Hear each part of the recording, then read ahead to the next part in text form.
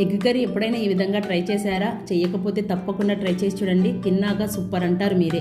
ముందుగా మిక్సీ జార్లోకి అల్లం, వెల్లుల్లి, పచ్చిమిర్చి, పుదీనా, కొత్తిమీర, టమాటా ఇవన్నీ వేసి గ్రైండ్ చేసుకోవాలి. ఇలా చేయడం వలన టేస్ట్ చాలా బాగుంటుంది. ప్యాన్లోకి 1 టేబుల్ స్పూన్ ఆయిల్ వేసి పసుపు, కారం, ఉప్పు, బాయిల్ చేసి పెట్టుకున్న ఎగ్స్ని 2 ముక్కలుగా కట్ చేసి ఫ్రై చేసుకోవాలి. ఇలా చేసుకోవడం వలన ఎగ్ మసాలా పట్టి టేస్ట్ చాలా బాగుంటుంది.